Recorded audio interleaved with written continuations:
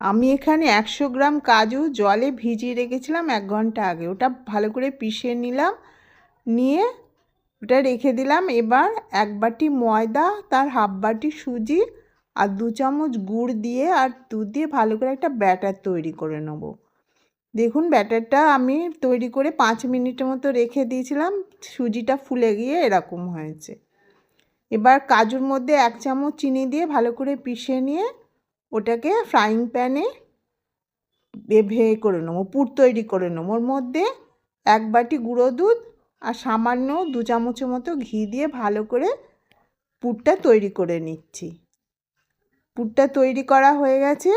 এবার আমি ব্যাটারটা গুলে চাটুর উপর পুরো ফেলে দেবো। এটা পাটিসাপটা করছি, কাজুর পাটিসাপটা খুব সুন্দর খেতে লাগে।